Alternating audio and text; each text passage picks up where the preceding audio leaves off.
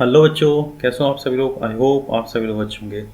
चलिए बच्चों, तो चैप्टर नंबर फर्स्ट के जो एक्सरसाइज के सॉल्यूशन हम कर रहे थे, तो ये पार्ट 2 है उसका। तो जो बच्चे नए हैं मैं उनसे रिक्वेस्ट करूँगा पहले प्रीवियस पार्ट के क्वेश्चन आंसर का सॉल्यूशन आप लोग देख लीजिए, उसके बाद आप इस वाले पार्ट को देखिए। चलिए, तो हमारा जो आज का नेक्स्ट क्वेश्चन है, what do you mean by exothermic and endothermic reaction, give example. तो जो क्वेश्चन हमसे कह रहा है बच्चों, वो कह रहा है कि आप क्या समझते हैं एक्सोथर्मिक एंड एंडोथर्मिक रिएक्शन से, और उसका आपको एक एग्जांपल भी देना है। चलिए, तो सॉल्यूशन है बच्चों हमारा, मैं आपको एक बार पढ़ के बता देता हूँ। तो क्या है, chemical reaction that release energy in the form of heat. ठीक है ना। फॉर एग्जाम्पल की लाइट और sound are called the exothermic reaction, यानी कि ऐसी रिएक्शन जिसमें से हमारी क्या हीट रिलीज होती है। ठीक है, तो उसको हम क्या बोलते हैं, एक्सोथर्मिक रिएक्शन कहते हैं। तो ये इसका सॉल्यूशन है, थ्योरी है। ठीक है, आप इसको फेयर में नोट जरूर कर लीजिएगा। तो एग्जाम्पल के लिए, mixture of sodium and chloride to yield table salt. तो ये एक रिएक्शन है, जैसे Na एक सॉलिड फॉर्म में प्लस क्लोरीन। तो जब हम इसकी रिएक्शन कराते हैं आपस में, तो हमें क्या मिलता है, NaCl मिलता है, और साथ में ये इतनी हीट रिलीज होती है, यानी कि 411 किलो जूल ऑफ एनर्जी। ये इतनी क्या है, इसमें से एनर्जी रिलीज होती है जब भी हम सोडियम की और क्लोरीन की आपस में रिएक्शन कराते हैं। तो ये एग्जांपल हो गया हमारा एंडोथर्मिक रिएक्शन का। तो नेक्स्ट आगे बढ़ते हैं। In other word, combination reactions are exothermic reaction, यानी कि ये जो एक्सोथर्मिक रिएक्शन होती है, इसको हम कॉम्बिनेशन रिएक्शन भी बोलते हैं। कॉम्बिनेशन रिएक्शन में होता क्या है, बेसिकली इसमें दो एलिमेंट आपस में कंबाइन करके एक अलग कंपाउंड बनाते हैं। जैसे कि यहाँ पर क्या, एक Na और Cl, इन दोनों ने आपस में कंबाइन करके क्या बना दिया, NaCl बना दिया। तो ऐसी रिएक्शन को हम बोलते हैं कॉम्बिनेशन रिएक्शन। आगे बढ़ते हैं। रिएक्शन दैट एब्जॉर्ब एनर्जी और रिक्वायर एनर्जी, यानी कि ऐसी रिएक्शन जो कि एनर्जी को एब्जॉर्ब करती हैं, और या फिर उनको रिएक्शंस होने के लिए, यानी वो रिएक्शन को कंप्लीट होने के लिए एनर्जी की रिक्वायरमेंट होती है। तो उन सभी रिएक्शंस को हम क्या बोलते हैं, एंडोथर्मिक रिएक्शन बोलते हैं। मैं आपको फिर से एक बार पढ़ के बता देता हूँ। रिएक्शन दैट एब्जॉर्ब एनर्जी और required energy in order to proceed are called endothermic reactions. ठीक है। For example, in the process of photosynthesis, plant use the energy from the sun to convert carbon dioxide and water to glucose and oxygen। ठीक है, तो जो हमारे photosynthesis plant हो रहे हैं वो क्या करते हैं, कार्बन डाइऑक्साइड एनर्जी, ठीक है, किसकी प्रेजेंस में लेते हैं, सनलाइट की प्रेजेंस में। यानी कि वो सनलाइट यानी कि हीट को क्या करते हैं, एब्जॉर्ब करते हैं। तो CO2 प्लस में H2O, जब इसकी रिएक्शन आपस में कराते हैं हीट की प्रेजेंस में, सॉरी सनलाइट की प्रेजेंस में, तो हमारा क्या बनता है, ग्लूकोज और ऑक्सीजन गैस बनती है। तो बैलेंस करने के लिए स्टोइकोमेट्रिक कोफिशिएंट यूज करे हुए हैं, 6CO2 के आगे जो 6 है ये बैलेंस करने के लिए यूज करे हुए हैं। तो मेरे को लगता है कि आप लोगों को बैलेंस करना आता है। चलिए आगे बढ़ते हैं। अगर नहीं भी आता है तो आप कमेंट सेक्शन में बताइए कि हमें बैलेंस करना नहीं आता है, तो मैं आपके लिए एक वीडियो लेकर आऊँ जिसमें हम रिएक्शंस को किस तरीके से बैलेंस करते हैं, वो सारी चीज़ सीखेंगे। तो आज का हमारा नेक्स्ट क्वेश्चन है question number 10, why is respiration consider an exothermic reaction. Explain करना है कि जो रेस्पिरेशन को हम एक्सोथर्मिक रिएक्शंस में क्यों कंसिडर करते हैं। सबसे पहले देखिए, रेस्पिरेशन का मतलब क्या होता है। रेस्पिरेशन का मतलब क्या होता है, श्वसन, यानी कि जो हमारा ब्रीथ, ठीक है ना, ब्रीथिंग, ब्रीथ, ठीक है। इसका सॉल्यूशन अब देखते हैं। Energy is required to support life. Energy in our body is obtained from the food we eat, यानी कि हमारे जो बॉडी में एनर्जी कहाँ से आती है, फूड जो कि हम खाते हैं। During digestion large molecule of foods are broken down into simpler substance such as glucose. Glucose combine with oxygen in the cell and provide energy. The special name of the consumption reaction is respiration. Since energy is released in the whole process, it is an exothermic reaction, यानी exothermic process, यानी कि इस पूरे process में क्या होता है कि एनर्जी क्या होती है, रिलीज होती है। इसलिए हम इसको क्या बोलते हैं, रेस्पिरेशन को हम क्या बोलते हैं, एक्सोथर्मिक रिएक्शन बोलते हैं। और ये रिएक्शन है, ये ग्लूकोज है, ग्लूकोज की रिएक्शन जब मैं ऑक्सीजन के साथ कराता हूँ तो कार्बन डाइऑक्साइड, वाटर और क्या होती है, एनर्जी रिलीज होती है। तो ये एक बेस्ट एग्जांपल है हमारा रेस्पिरेशन का, और इसमें हीट भी रिलीज हो रही है, तो हम इसी रिएक्शंस को एक्सोथर्मिक रिएक्शन की एग्जांपल में भी लिख सकते हैं। ठीक है, तो मैं इस क्वेश्चन का एक और सॉल्यूशन आपके लिए लेकर आऊंगा वीडियो के लास्ट में। तो जो बच्चे इस सॉल्यूशन के साथ कंफर्ट है तो इसको लिख लीजिए इस आंसर के साथ, और जो बच्चे उसके साथ कंफर्ट है तो वो उसको लिख लीजिएगा, दोनों ही ठीक है। चलिए आगे बढ़ते हैं। Why are decomposition reactions called the opposite of combination reactions? Write equation for these reactions. यानी कि जो हमारी डिकम्पोजिशन रिएक्शंस होती है उसको अपोजिट ऑफ कॉम्बिनेशन भी क्यों बोलते हैं। चलिए तो स्टार्ट करते हैं। Decomposition reactions are those in which a compound break down to form two और मोर सब्सटेंस। ठीक है, डिकम्पोजिशन रिएक्शन में क्या होता है कि जो कंपाउंड होता है जब भी वो ब्रेक डाउन होता है तो दो या दो से अधिक सब्सटेंस में कन्वर्ट होता है। तो वो उस रिएक्शन को हम क्या बोलते हैं, डिकम्पोजिशन रिएक्शन बोलते हैं। और these reaction required a source of energy to proceed. और जो डिकम्पोजिशन की रिएक्शन होती है इसको एक एनर्जी चाहिए होती है स्टार्ट होने के लिए, प्रोसीड करने के लिए। Thus, they are to exert opposite of combination reaction because in which two or more substance combine to give a new substance with a release of energy। ठीक है, डिकम्पोजिशन रिएक्शन में क्या होता है कि कोई भी एक कंपाउंड है, हमने कुछ एनर्जी ली और उस कंपाउंड को ब्रेक कर दिया, तो वो दो या दो से अधिक सब्सटेंस में क्या होगा, ब्रेक हो जाएगा। तो वो तो हो गया डिकम्पोजिशन रिएक्शन। अब कॉम्बिनेशन रिएक्शंस में क्या होता है, वो जस्ट इसके अपोजिट होता है। इसमें दो सब्सटेंस होंगे, वो कंबाइन करके एक कंपाउंड बना देंगे, तो उसको हम क्या बोलते हैं, कॉम्बिनेशन रिएक्शन। देखिए आपके सामने एक एग्जांपल है, ए और बी। ठीक है, आपके सामने एक एग्जांपल, ए और बी को मैंने एनर्जी दी और वो क्या होगा, डिकम्पोज हो गया किसमें, ए और बी के अंदर। ठीक है, फिर एक और देख सकते हैं जैसे कि H2 है, H2 को मैंने न्यूट्रलाइज करा तो किस में डिकम्पोज हो गया, H2 प्लस O2 में। तो एग्जांपल हो गया डिकम्पोजिशन का। अब कॉम्बिनेशन रिएक्शंस की बात करते हैं, इसमें क्या होता है, देखो A और प्लस B आपस में कंबाइन करके क्या बना दिया इन्होंने, A भी बना दिया। अगर यही रिएक्शन की बात करें तो H2 प्लस O2, ये H2 हो गया और ये O2 आपस में कंबाइन करके क्या बनाया इन्होंने, H2O प्लस एनर्जी। तो ये दोनों एग्जाम्पल है, दोनों ही डिकम्पोजिशन रिएक्शंस के और कॉम्बिनेशन रिएक्शंस के।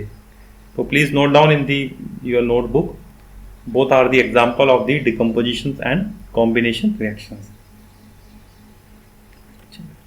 Next question is write one equation each of decomposition reactions where energy is supplied in the form of heat, light और इलेक्ट्रिसिटी। तो हमें एक इक्वेशंस लिखनी है और वो सभी डिकम्पोजिशन रिएक्शंस के एग्जांपल होने चाहिए। ठीक है, क्वेश्चन हमसे क्या कह रहा है, right one equations each of decomposition reaction. हमें इक्वेशन लिखनी है, वो सारी हमारी क्या होंगी, डिकम्पोजिशन रिएक्शंस होनी चाहिए, where energy is supply in the form of heat, light और इलेक्ट्रिसिटी। यानी कि उसमें जो एनर्जी होगी हीट की फॉर्म में होगी, लाइट की फॉर्म में और इलेक्ट्रिसिटी की फॉर्म में जो उसको दी जाएगी। इसका सॉल्यूशन देखते हैं। तो फर्स्ट है हीट की फॉर्म में, तो उसको बोलेंगे हम थर्मल डिकम्पोजिशन। बेसिकली थर्मल हमारा हीट से ही मतलब है। थर्मल डिकम्पोजिशन का एग्जांपल क्या है, ठीक है, FeSO4 है, फेरस सल्फेट। ये एग्जांपल मैंने बच्चों को पहले ही कहा था, आप लोग फॉर्मूले याद कर लीजिएगा ताकि आपको जो है नोट हो जाए। तो FeSO4 को जब हम हीट देते हैं तो देखिए वो किस में ब्रेक होता है, फेरस ऑक्साइड, सॉरी फेरी ऑक्साइड, सल्फर डाइऑक्साइड और सल्फर ट्राइऑक्साइड। ठीक है, एक फेरस सल्फेट के अंदर इतने सारे कंपाउंड जो छुपे हुए हैं। तो ये कब मिले हमें, जब हमने जैसे ही हमने उसको हीट दी फेरस सल्फेट को तो ब्रेक हो गया फेरी ऑक्साइड, सल्फर डाइऑक्साइड और सल्फर ट्राइऑक्साइड। इन सभी के केमिकल फॉर्मूले लिखे हुए ऑलरेडी, तो फेरी ऑक्साइड का क्या हो गया Fe2O3, सल्फर डाइऑक्साइड का क्या हो गया SO2 और सल्फर ट्राइऑक्साइड का SO3। तो ये एग्जाम्पल है किसका, थर्मल डिकम्पोजिशन का। ठीक है, चलिए नेक्स्ट आते हैं बच्चों, डिकम्पोजिशन ऑफ लाइट। अब देखिए डिकम्पोजिशन ऑफ लाइट यानी कि अब जो डिकम्पोजिशन होगा वो किसकी प्रेजेंस में होगा, लाइट की प्रेजेंस में होगा। That means source of energy यहां पर क्या है, लाइट है। तो AgL यानी कि सिल्वर क्लोराइड को जब इसकी हम रिएक्शन कराएंगे लाइट की प्रेजेंस में, तो ये ब्रेक हो जाएगा किसमें, सिल्वर और क्लोरीन में। यानी कि Ag ये मेरा सिल्वर हो गया और क्लोरीन हो गया Cl2। ये कैसे हो रहा है, लाइट की प्रेजेंस में हो रहा है, यानी कि AgCl सिल्वर क्लोराइड हो गया। जब ये मतलब इसकी रिएक्शंस कराते हैं हम लाइट की प्रेजेंस में, तो ये Ag और Cl2 में क्लोरीन में डिकम्पोज हो जाता है। यानी कि ये एग्जाम्पल है हमारा, that is the example of the decomposition of the light. Next C part है हमारा, डिकम्पोजिशन ऑफ इलेक्ट्रिसिटी। तो example is aluminium oxide Al2O3। तो Al2O3 जब लाइट की प्रेजेंट में, इलेक्ट्रिसिटी की प्रेजेंस में इसकी रिएक्शन कराएंगे तो हमें जो डिकम्पोज होकर जो कंपाउंड मिलेगा, एल्युमिनियम मिलेगा और ऑक्सीजन मिलेगा। एल्युमिनियम Al हो गया और O2 यानी कि हमारा क्या हो गया, ऑक्सीजन हो गया। Next question, what is the difference between displacement and double displacement reactions? Right equation for these reactions. Solution is, in displacement reactions, a more reactive element replace a less reactive elements form a compound. Means more reactive elements replace than less reactive element is called the displacement reactions. The example is, तो next हम double displacement देखते हैं and after that seen example in both of. In a double displacement reactions, two atoms or a group of two atoms switch place to form new compound. That is called double displacement reactions. देखिए मैं आपको एक बार हिंदी में explain करने की कोशिश करता हूँ दोनों को, डिस्प्लेसमेंट और डबल डिस्प्लेसमेंट को। ये क्या है, A और A प्लस में BX है। ये A मेरा एक अलग कंपाउंड है और BX मेरा अलग कंपाउंड है। तो इसने क्या करा, A ने क्या करा, इसमें मैं आपको बताता हूँ, A ने क्या करा, B को रिप्लेस कर दिया। क्यों कर दिया, A जो है B से अधिक, B से ज्यादा रिएक्टिव है, तो इसलिए क्या करा, A ने क्या करा, B को रिप्लेस कर दिया। मैं आपको एग्जांपल देता हूँ, दो बच्चे एक सीट पर बैठे हैं और एक बच्चा अलग सीट पे बैठा है। तो एक बच्चा उसमें जो सेकंड सीट पे जो बैठा था, जिसमें एक बच्चा बैठा था, वो क्या आया, दो बच्चे जिस सीट पे बैठे थे उसमें से एक को हटा दिया। अब इसको हटाने के सेंस को आप ऐसे देखिए कि जो सेकंड सीट पे जो सिंगल बच्चा बैठा था वो क्या है, अधिक ज्यादा पावरफुल है, जिसको उसे हटाना है उस वाले स्टूडेंट से। तो उसने उसको इजीली हटा दिया और खुद जाके अपने आप को शिफ्ट कर दिया। तो ऐसी सिचुएशन को हम क्या बोलेंगे, डिस्प्लेसमेंट रिएक्शन करेंगे, जिसमें in this displacement reaction a more reactive elements replace a less reactive elements form a compound is called displacement reactions.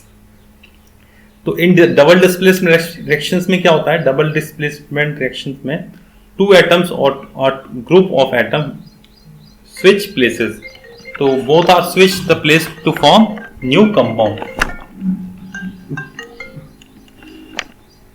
Sorry बच्चों, फोन आ गया था मेरा, तो मैं इसको भी साइलेंस कर देता हूँ, उसके बाद इनसे बात कर लेंगे।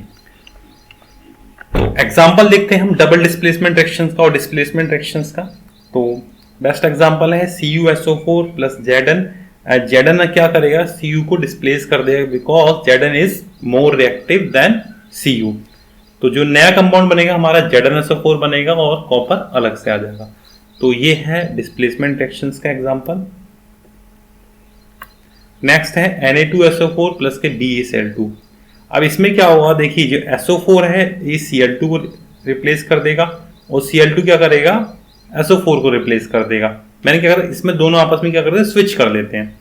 तो जब SO4 उधर जाएगा Cl2 के पास, तो बन जाएगा मेरा BaSO4, और Cl2 जाएगा SO4 के पास, तो क्या बन जाएगा मेरा NaCl।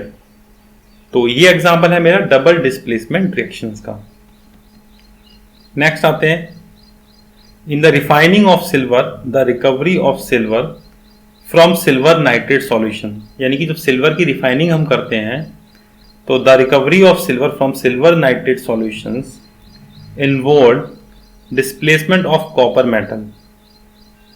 तो राइट डाउन द रिएक्शंस, तो हमें इसकी रिएक्शंस लिखनी है जो भी चीजें ये हो रही हैं। तो देखिए इसमें क्या हो, AgNO3 यानी सिल्वर नाइट्रेट है और ये क्या कर रही है बाय कॉपर मेटल। तो सिल्वर नाइट्रेट की रिएक्शन हमारी किसके साथ हो रही है, कॉपर के साथ हो रही है। अब इसने क्या करा, कॉपर नाइट्रेट ने क्या करा, कॉपर के साथ अपने आप को नाइट्रेट ने क्या, कॉपर ने क्या करा, आप ऐसे समझिए, कॉपर ने क्या करा, Ag को डिस्प्लेस कर दिया। आप इसको ऐसे भी कह सकते हैं, कॉपर क्या हाईली रिएक्टिव फ्रॉम Ag से। तो क्या बन गया मेरा जो नया कंपाउंड जो बना था, कॉपर और नाइट्रेट ने मिलकर क्या बना दिया, कॉपर नाइट्रेट बना दिया, यानी कि CuNO3 का होल ट्वाइस। अब बाकी क्या बचा, केवल सिल्वर बचा। तो ये बेस्ट एग्जांपल है मेरा डिस्प्लेसमेंट रिएक्शंस का और इसकी रिएक्शंस ये है। तो हमसे उसने इस क्वेश्चन में कुछ नहीं कहा, केवल रिएक्शंस लिखने के लिए कहा है, जो कि हमने लिख दिया है। In the refining of silver, यानी कि सिल्वर को रिफाइन करने के लिए, ठीक है, सिल्वर को रिफाइन करने के लिए, यानी कि सिल्वर की रिफाइनिंग में आप उसको ऐसे भी कह सकते हो, the recovery of silver from silver nitrate solution, यानी सिल्वर की रिकवरी के लिए कहाँ से, सिल्वर नाइट्रेट के सॉल्यूशंस में से, and involve silver nitrate solution involve displace bye copper metal. तो राइट डाउन द रिएक्शन, तो ये इसकी रिएक्शंस हो गई, सिल्वर नाइट्रेट प्लस में कॉपर, कॉपर ने क्या करा, सिल्वर नाइट्रेट सॉरी कॉपर ने क्या करा, सिल्वर को डिस्प्लेस कर दिया और बना दिया क्या, कॉपर नाइट्रेट को बना लिया। चलिए बच्चों नेक्स्ट क्वेश्चन की तरफ बढ़ते हैं हम।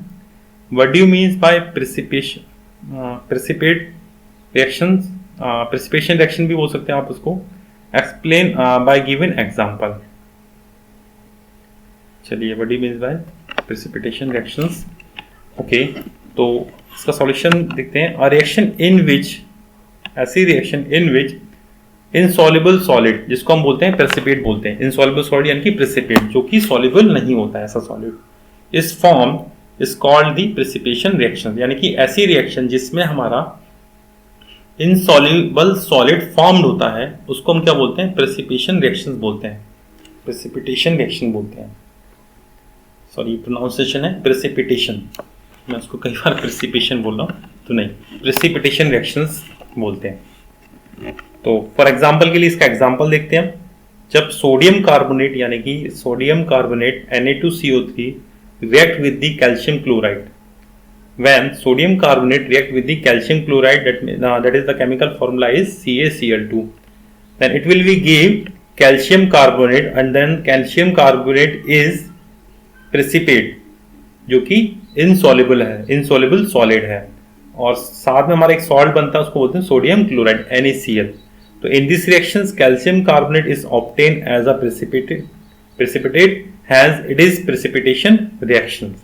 तो प्रेसिपिटेट इसमें क्या है, कैल्शियम कार्बोनेट जो कि हमारा क्या है, इनसॉल्युबल है। और मैं आपको एक चीज बता दूं, ऐसी रिएक्शन जिसमें हमारा प्रेसिपिटेट फॉर्म होता है उसको हम बोलते हैं प्रेसिपिटेशन रिएक्शन, और प्रेसिपिटेट हमारा क्या होता है, इनसॉल्युबल सॉलिड होता है।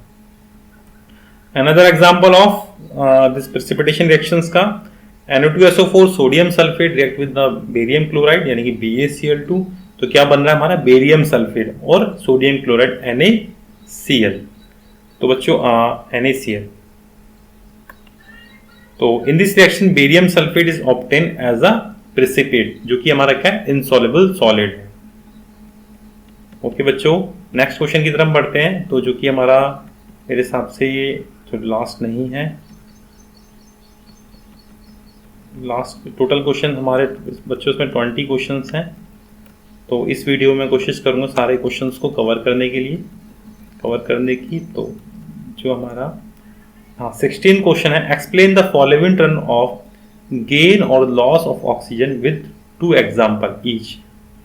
तो फॉलोइंग टर्म्स कौन से बच्चों, गेन और लॉस के, ऑक्सीडेशन एंड रिडक्शन। तो ए ऑक्सीडेशन को देखते हैं हम, what is oxidation, oxidation is the gain of oxygen, यानी ऐसी reactions in which gain of oxygen is called oxidation reactions. तो देखते हैं आप, देखिए ये एग्जांपल है, CO2 प्लस H2, तो H2 ने क्या करा, ऑक्सीडेशन का ऑक्सीजन का गेन करा, यानी एडिशन ऑफ ऑक्सीजन किसमें, H2 में, तो the compound is form H2O, तो that is oxidation reactions. Next एक और एग्जांपल, Cu प्लस O2, तो कॉपर ने क्या करा, ऑक्सीजन का गेन करा एंड क्या बना दिया, CuO, तो ये भी एग्जांपल है ऑक्सीडेशंस का। नेक्स्ट आता है रिडक्शंस, तो in equation number first H2 is oxidize to H2O and in equations, यानी H2O में क्या हुआ है, H2 क्या हो रहा है, ऑक्सीडाइज हो रहा है, जिसने O को क्या करा है, ऐड करा है, एंड सेकंड में क्या करा है, Cu is oxidize, Cu is oxidize, ठीक है, इसने क्या करा है, O को ऐड करा है। अब रिडक्शन में आते हैं, reduction is the loss of oxygen, reduction is the loss of oxygen, ऐसी reaction in which loss of oxygen is called reductions. For example के लिए CO2 प्लस H2O, तो आप देख सकते हैं removal of oxygen in CO2, in product side, in reactant sides CO2 have 2 oxygen, and in product side 1 oxygen is left, यानी कि तो बन गया हमारा, क्या बन गया, CO बन गया। And another example is CO plus H2O, heat की फॉर्म में क्या बन रहा है हमारा, Cu बन रहा है, कॉपर बन रहा है और H2O बन रहा है, तो CO2 is reduced to form CO and in equation and CO is reduced to give Cu, तो ऐसे ये सब इन्हीं सब प्रोसेस में जिसमें हमारा ऑक्सीडाइज हो रहे हैं, दैट मीन्स ऑक्सीजन ऐड हो रहा है, वो रिड्यूस हो रहा है, तो उसमें क्या हो रहा है, हमारा ऑक्सीजन का रिड्यूस हो रहा है, इसको रिडक्शन बोलेंगे। नेक्स्ट है shiny brown colour elements that is acts on heating in air become black in colour, name the elements of x and the black colour compound form, यानी कि एक ब्राउन कलर का एलिमेंट है जो कि x है, जब इसको हम हीट करते हैं on heating in air becomes black in colour, तो वो कौन सा है, देखिए एक्स इज अ कॉपर, इसका सॉल्यूशन की बात कर रहे हैं, X is a copper and black colour compound form in copper oxide, the equation of the reactions involve on heating copper is given below, तो shiny brown in colour copper होती है, जब उसको हम हीट करते हैं एयर की presence में तो हमारा क्या बनता है, ब्लैक इन कलर CuO, क्या बनता है, CuO, that is copper oxide. I hope you are understand. तो 17 में उसने हमें कंपाउंड एलिमेंट्स का नाम नहीं दिया है, तो हमें खुद से फाइंड करना है, बट उसने एक हमें हिंट दे दी है, that is hint is shiny brown colour elements, जो कि हमारा क्या होता है, ब्राउन कलर में कॉपर होती है, जब उसको हम हीट करते हैं किसकी प्रेजेंस में, एयर की प्रेजेंस में, then it is become black in colour, तो black in colour that is name is copper oxide CuO। Okay बच्चों, next question, why do we apply paint on iron articles, तो everybody know this, why we do apply paint on iron articles, because ना उसको हम क्या prevents them from rustings, यानी कि जंग से बचाने के लिए iron articles are painted because it prevent them from rusting, when painted the contact of iron articles from moisture and air is cut off, hence rusting is prevented, their presence is essential for rusting to take place. Next questions, oil and fat containing food items are flushed with nitrogen, why, यानी कि question समझे क्या, question जो कह रहा है, पहले question को आप एक बार समझ लीजिए, ऑयल और फैट कंटेनिंग जितने भी फूड्स होते हैं हमारे, उसको नाइट्रोजन से फ्लश क्यों कराया, यानी नाइट्रोजन की प्रेजेंस में क्यों रखा जाता है, फाइन। देखिए, nitrogen is an inert gas, does not easily react with this substance, जो नाइट्रोजन होती है हमारी इनर्ट गैस होती है और वो इजीली क्या करती है, रिएक्ट नहीं करती है किसी भी सब्सटेंस के साथ। On the other hand oxygen react with the food substance and make them rancid, यानी कि उसको बासा बना देती है। ऑक्सीजन की प्रेजेंस में जब भी खाने आते हैं ज़्यादा देर तक हम उसको रखते हैं तो क्या होता है, खाना हमारा बासी हो जाता है। थर्स bags used in packing food items are flushed with nitrogen gas to removal oxygen inside the pack, यानी कि जितने भी हमारे पैकिंग मटेरियल्स आते हैं उन सब में क्या होती है, ऑक्सीजन गैस भरी होती है। और क्योंकि ऑक्सीजन जो इजीली क्या है, रिएक्ट नहीं करती किसी के साथ भी, तो इसी वजह से जो खाना होता है हमारा बासी नहीं होता है, रैंसिड नहीं होता है। ओके, तो when oxygen is not present inside the pack, rancidity of oil and fat containing food item is avoided।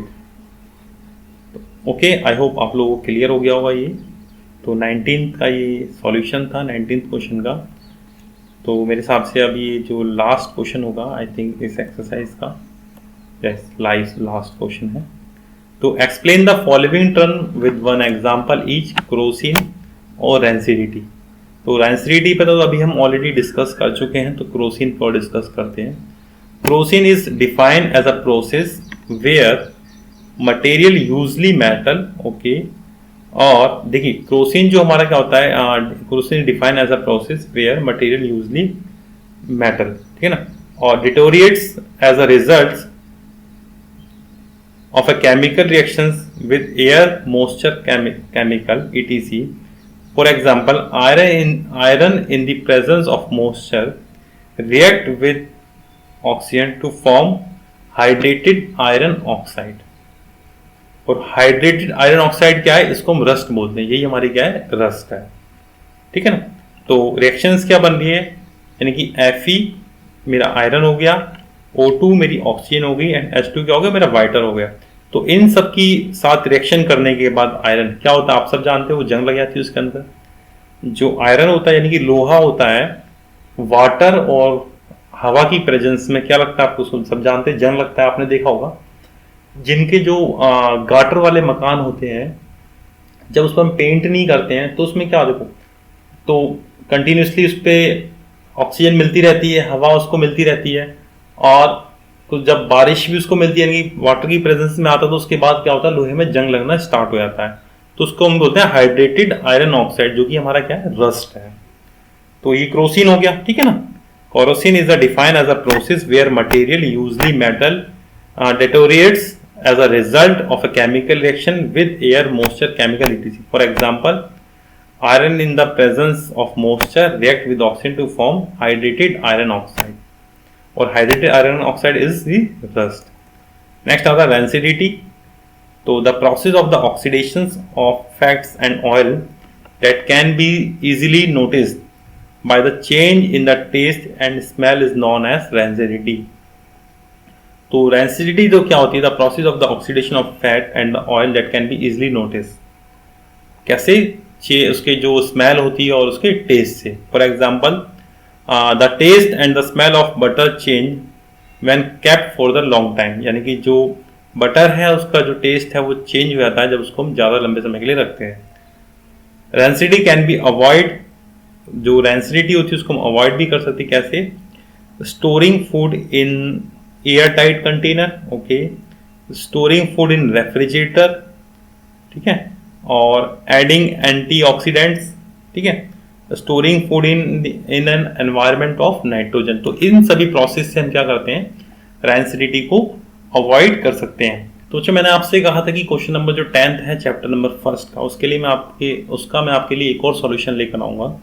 तो जो बच्चे उस जो मेरा वीडियो में जो मैं पहले करा चुका हूँ उस सॉल्यूशन के साथ, उस आंसर के साथ कंफर्ट है तो कोई दिक्कत नहीं है, और जो इसके साथ कंफर्ट है तो इसके साथ, दोनों ही आंसर ठीक हैं।